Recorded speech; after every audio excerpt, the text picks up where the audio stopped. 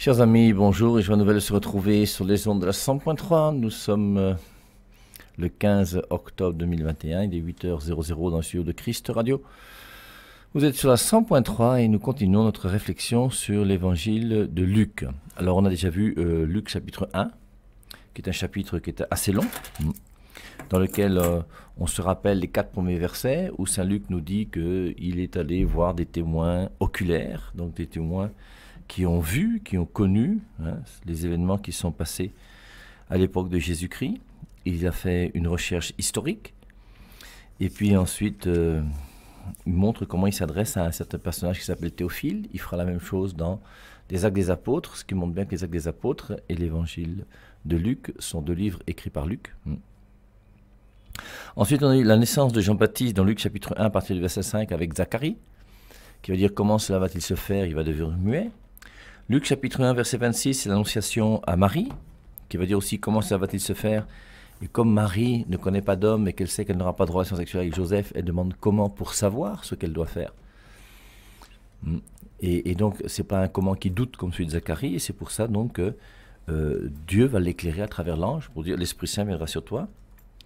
Luc chapitre 1 verset 39, la visitation, et je trouve très jolie cette visitation, moi. En ces jours-là, Marie se leva et s'empressa d'aller vers les montagnes dans une ville de Juda. Elle entra dans la maison de Zacharie et salua Élisabeth. Dès qu'Élisabeth entendit la salutation de Marie, son enfant tressaillit dans son sein. Et Marie vient apporter l'Esprit Saint à Jean-Baptiste et à Élisabeth. Élisabeth fut remplie d'Esprit Saint et s'écria d'une voix forte, « Tu es bénie entre toutes les femmes et le fruit de ton sein est béni. » Verset très fort. Elle est bénie entre toutes les femmes.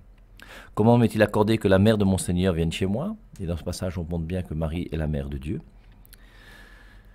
Car voici aussitôt que la voix de ta salutation a frappé mes oreilles, l'enfant a tressailli d'allégresse dans mon sein. Verset 45. Heureuse celle qui a cru à l'accomplissement de ce qui lui a été dit de la part du Seigneur. Ensuite le Magnificat. Désormais toutes les générations me diront bienheureuse. Et puis ensuite on a donc la naissance de Jean-Baptiste, Luc chapitre 1 à partir du verset 57. Et le chapitre 1 de Luc a beaucoup de versets puisqu'il termine avec le verset 80. Je vous rappelle que dans l'évangile de Matthieu, il y a juste 25 versets. Matthieu chapitre 1, verset 1 à 17, c'est la généalogie de Jésus-Christ.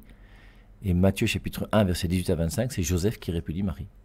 Et c'est là où on voit tout ce qu'on appelle l'enfance de Jésus, tout ce qui regarde la vie de Marie, l'annonciation, toutes ces choses.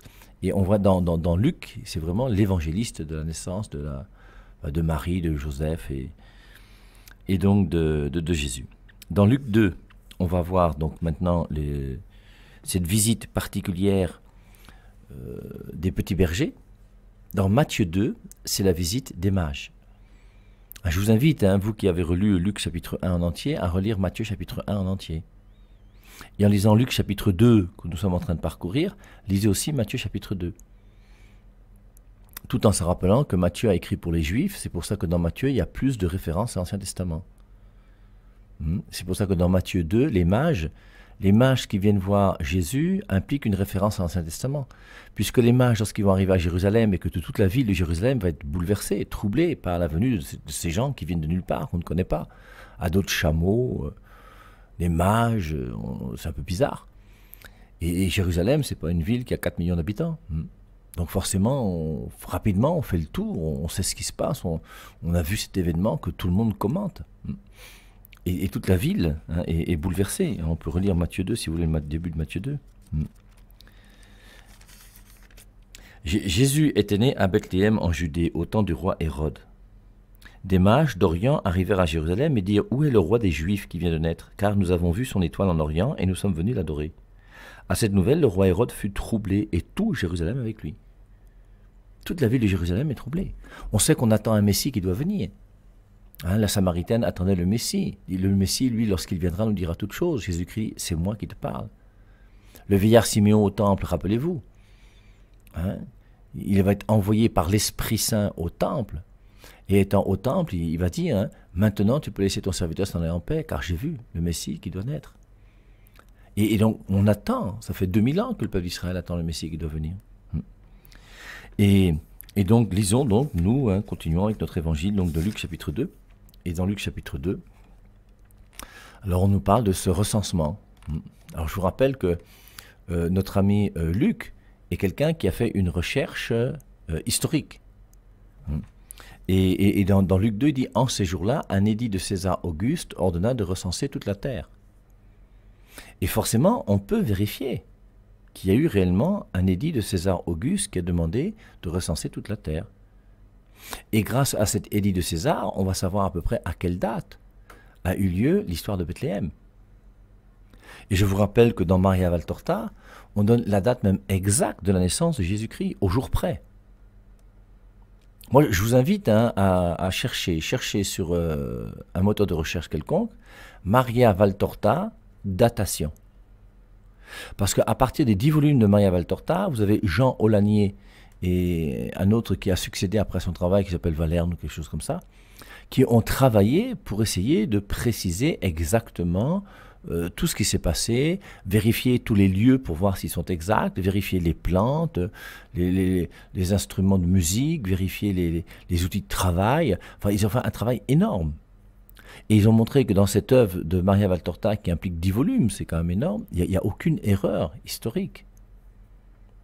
Après avoir vérifié des milliers et des milliers de lieux, d'endroits. Lorsqu'il faisait ses recherches, il est parti un jour à Jérusalem voir les responsables qui s'occupaient des fouilles. Et Jean Aulagnier a parlé de certaines villes. Et les spécialistes des Saintes Écritures étaient surpris. Ils disent, il n'y a pas 10 personnes au monde qui connaissent les villes dont vous nous parlez. Il dit, moi j'ai trouvé ça dans Maria Valtorta. Et la nativité a eu lieu dans la nuit du mardi 10 au mercredi 11 décembre de l'an -5. Alors quand je vous dis ça, je suis sûr que certains d'entre vous me prennent pour un farfelu. Mais allez voir, Maria Valtorta datation, et essayez de voir. C'est quand même impressionnant de voir, on connaît le nombre exact de jours de la vie apostolique de Jésus-Christ. On connaît les lieux où il est passé, avec les dates, avec un renseignement. Alors moi j'ai appris ça en lisant Maria Valtorta, c'est vous avez chez les Juifs un calendrier dans lequel il y a quelquefois 13 mois. Tous les 3 ou 4 ans, il y a un 13e mois qu'on ajoute. Parce que pour retrouver l'équilibre avec les... Moi j'y comprends rien du tout. Mais on voit comment, de fait, grâce à ces recherches, on a retrouvé des choses qui sont sérieuses.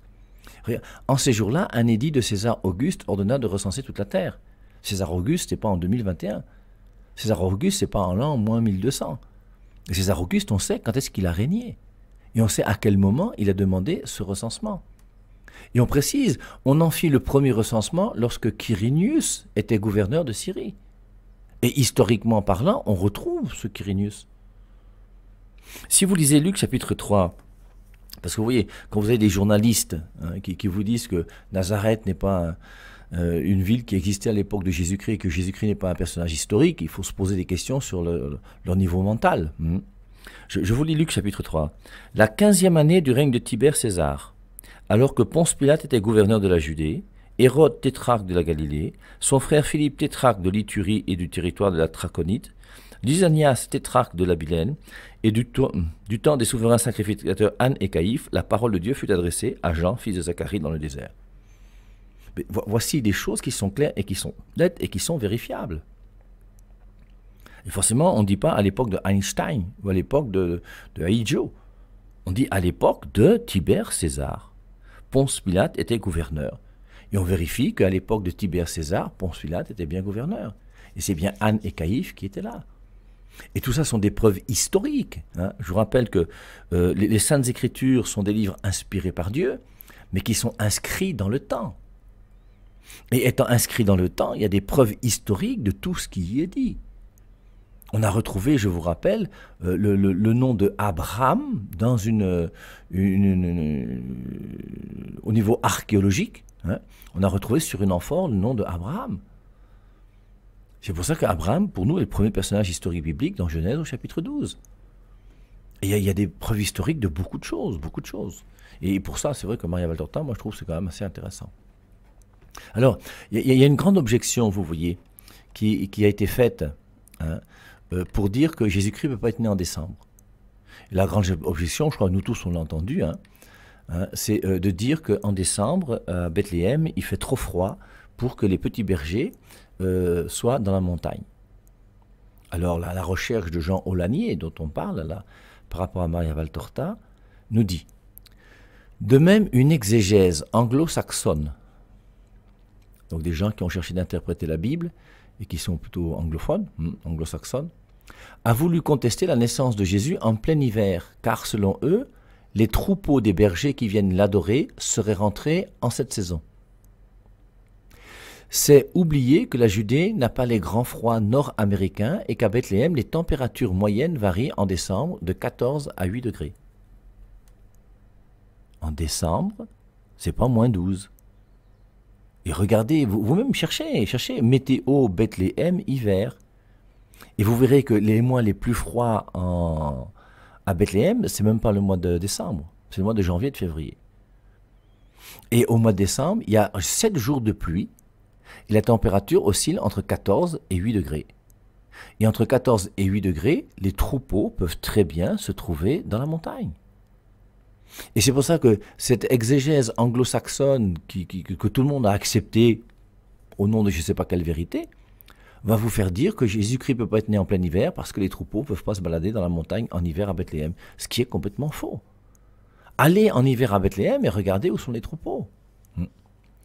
Donc de même, une exégèse anglo-saxonne a voulu contester la naissance de Jésus en plein hiver, car selon eux, les troupeaux des bergers qui viennent l'adorer seraient rentrés en cette saison. C'est oublier que la Judée n'a pas les grands froids nord-américains et qu'à Bethléem, les températures moyennes varient en décembre de 14 à 8 degrés, avec une pluviométrie de 7 jours. Ce qui est parfaitement acceptable pour des personnes vivant en plein air avec des manteaux de laine épaisse, sans parler des moutons qui supportent des moins 15 degrés. De plus, l'archéologie ne mentionne pas de traces de bergerie datant de cette époque. Et alors, c'est terrible parce qu'après ça, vous voyez, une fois qu'on a essayé de faire croire que Noël, c'est tellement froid, on va faire croire aux gens, le symbole attaché à la naissance de Jésus est donc bien là, dans cette fête hébraïque de la purification du temple qui donne lieu à 8 jours de réjouissance, c'était bien au mois de décembre, la fête de Hanouchka chez les Juifs, qui est la fête de la lumière. Et Jésus-Christ serait né pendant cette fête de la lumière, en moins 5 avant Jésus-Christ. Et elle ne se trouve aucunement dans le substitut de la fête romaine et païenne du Sol Invictus. Les gens nous font croire que la fête de Noël vient de la fête du Dieu Soleil. Mais ça n'a pas de sens. Il n'y a pas de lien entre les deux.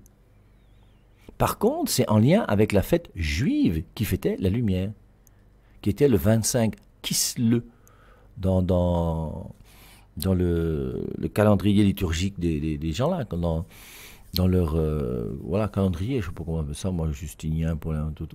Donc dans leur agenda à l'époque, il y avait un mois qui s'appelait Kislev, et le 25 Kislev serait la date de la naissance de Jésus-Christ, ce qui correspond à la date que je vous ai donnée tout à l'heure, le 10 ou 11 décembre. Et donc, et c'est pour ça, donc, croire que c'est les Romains, ou je ne sais pas qui ont fait qu'on a souhaité célébrer la date du Christ le 25 décembre à cause du solstice du soleil, sont des histoires. Ce n'est pas lié avec le soleil, c'est lié avec la naissance réelle de Jésus-Christ. La nativité a eu lieu dans la nuit du mardi 10 au mercredi 11 décembre de l'an -5. D'après ces recherches qui, à mon avis, ne sont pas négligées aujourd'hui, hein, c'est important.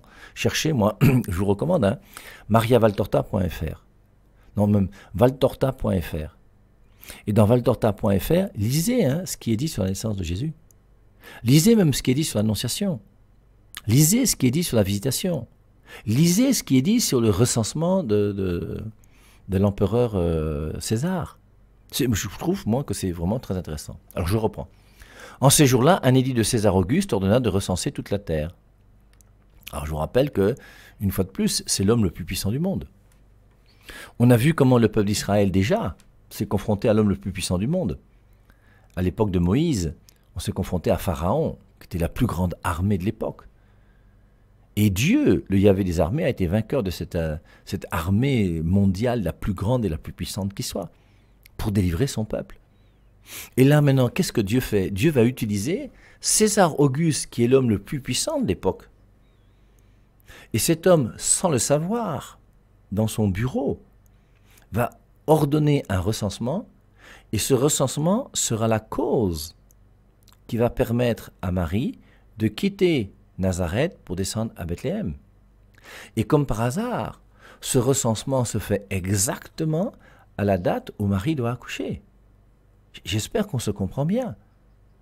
Et c'est là où on voit bien que celui qui gouverne le monde, ce n'est pas César Auguste, c'est Dieu. Et Dieu a utilisé l'homme le plus puissant de l'époque pour qu'il puisse organiser dans sa politique un recensement. Et ce recensement va permettre à Joseph de pouvoir descendre avec Marie à Bethléem au moment où justement Marie va devoir accoucher et Joseph et Marie qui habitaient à Nazareth vont bien accoucher l'enfant Jésus à Bethléem, comme le dit Michée chapitre 5. Le prophète Michée, je vous rappelle que dans Matthieu 2, lorsque les mages vont venir, Hérode est un petit peu bouleversé, il va demander aux scribes et aux pharisiens, et dites-moi, cherchez dans les Saintes Écritures là, le lieu où le Messie doit naître. Et ils vont chercher. Et en cherchant les Saintes Écritures, ils vont trouver dans le petit prophète Michée, chapitre 5, « Et toi, Bethléem Ephrata, tu n'es pas le moindre des chefs-lieux de Juda, car de toi naîtra le Messie qui doit venir. » Et Hérode, qu'est-ce qu'il fait? Il envoie les mages à Bethléem, parce qu'il croit que ce que Michée dit est vrai. Mais lui, je vous rappelle, il ne prend pas son cheval pour suivre ces mages et aller adorer le Messie. Lui, il reste chez lui, continue à faire la fête, c'est un bon païen. Et il dira aux mages, quand vous reviendrez là, dites-moi que moi aussi j'allais l'adorer, alors qu'il veut lui couper la tête. Donc, en ces jours-là, un édit de César Auguste ordonna de recenser toute la terre. On en fit le premier recensement lorsque Quirinus était gouverneur de Syrie. Tous commencèrent à se déplacer, chacun vers sa propre ville, pour y être recensés. Et donc, on a donné les conditions du recensement, c'est que chacun doit aller là où il est né, dans sa ville natale. Joseph aussi, qui habitait le village de Nazareth en Galilée, monta en Judée jusqu'à la ville de David, dont le nom est Bethléem, car il était de la descendance de David. Ce qu'on avait vu, c'est la descendance de David. Et donc il va dans la ville de David, qui est Bethléem, pour se faire recenser.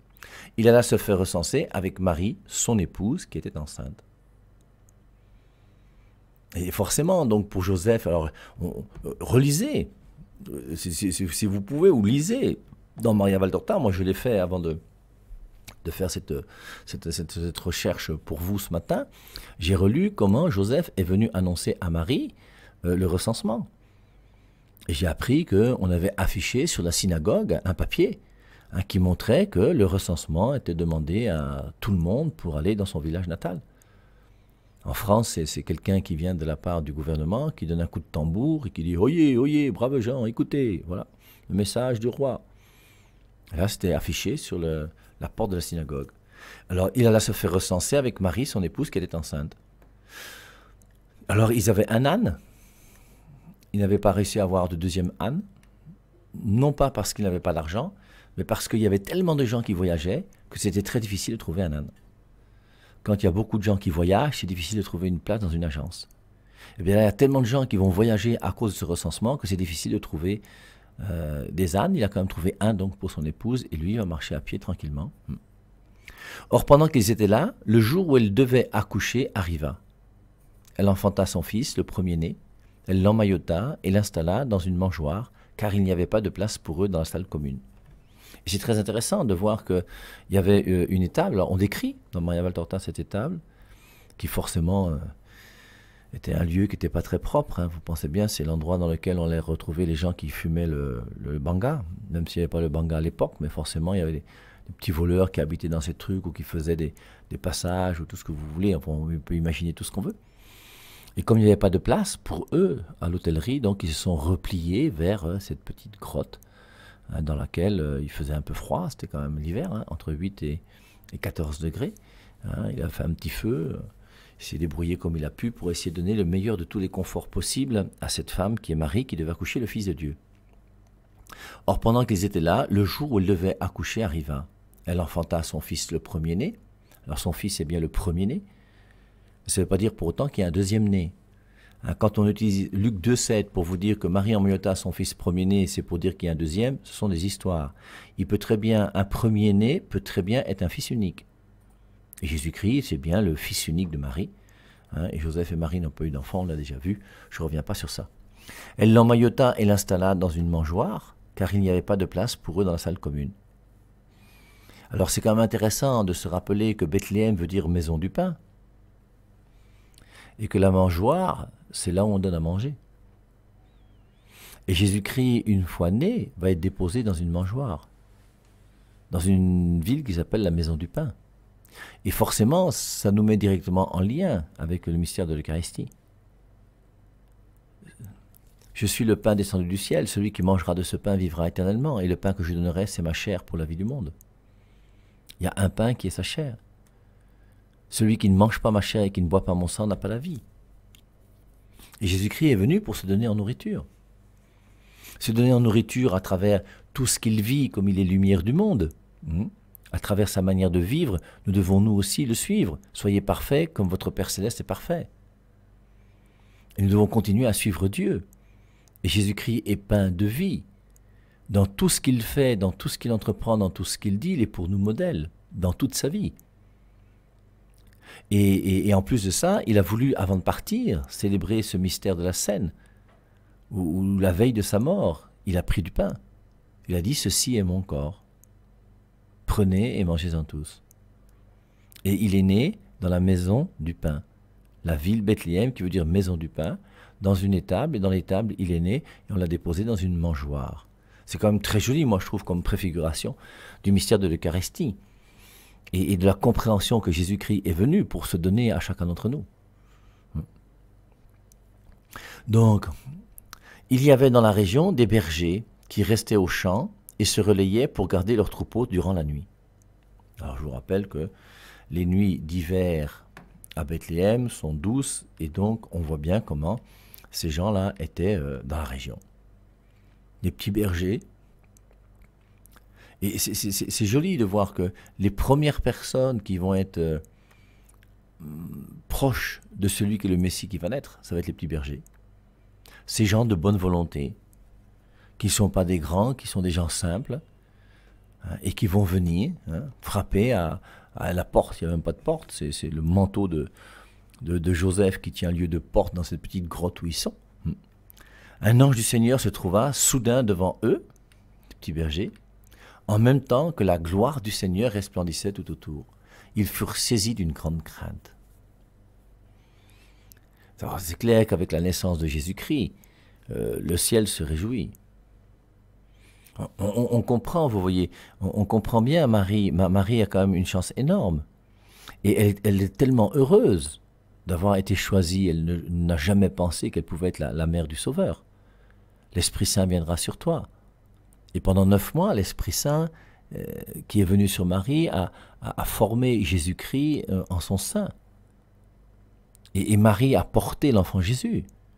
Et l'enfant Jésus, de temps en temps, il semble que les enfants donnent des coups de pied quand ils sont dans le ventre de temps en temps, et que les mamans ressentent les coups de pied que donnent leurs petits-enfants. Et là, ce petit enfant, au bout d'un moment, 9 mois, le fruit est mûr, et il va sortir. Et le voici qui naît. Et maintenant qu'il naît, forcément, il y a un moment où Marie va lui faire le premier petit bisou d'un être humain à Dieu.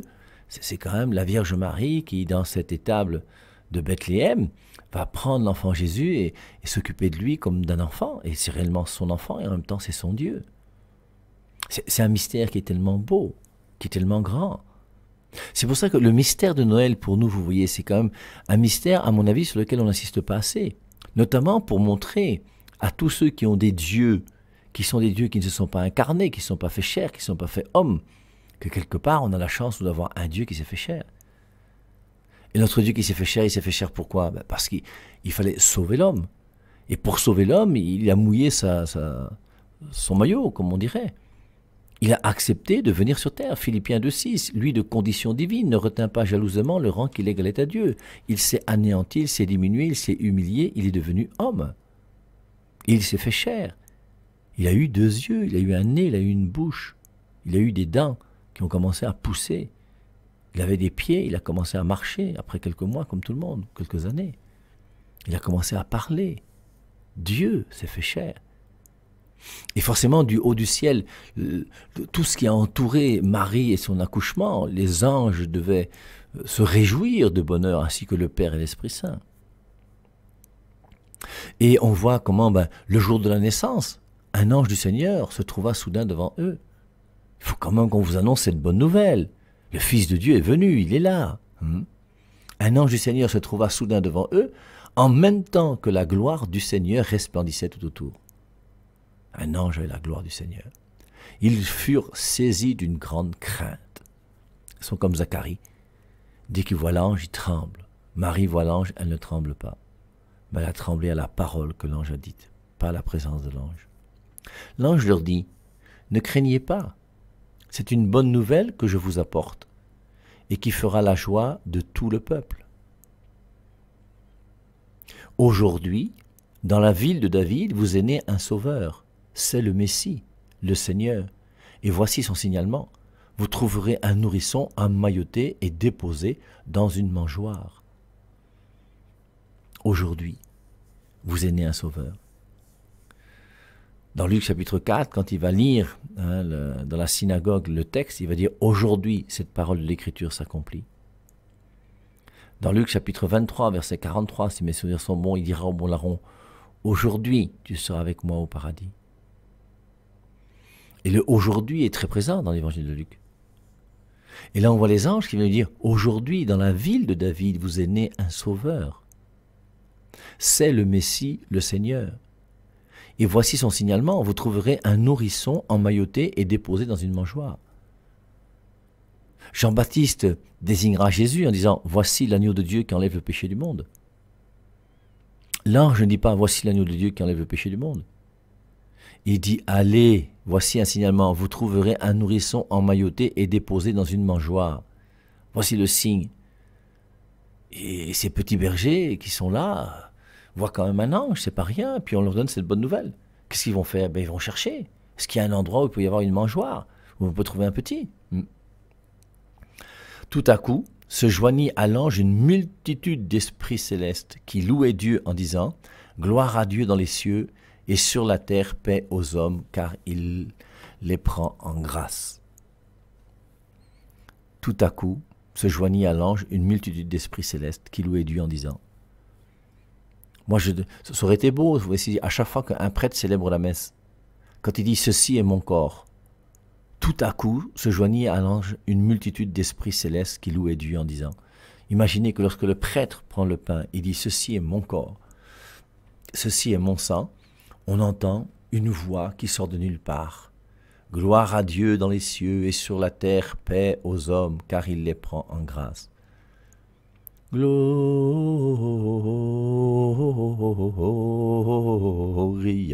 C'est le grand Gloria de Noël.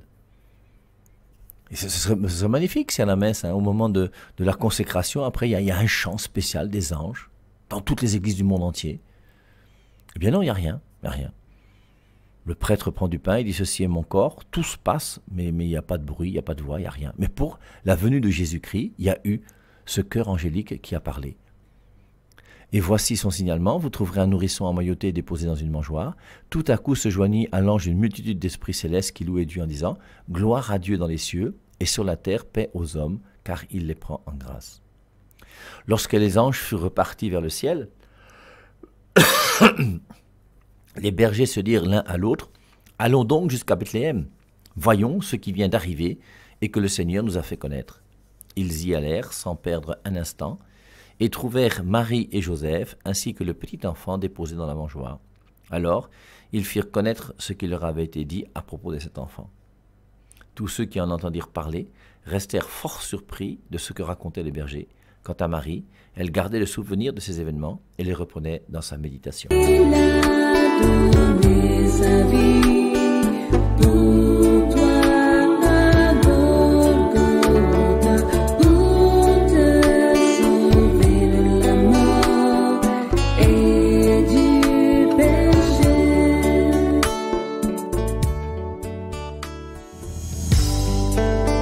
Mon âme élève le Seigneur. Exulte, car il a fait des merveilles dans ta vie. Il t'a sauvé de la boue, il t'a racheté.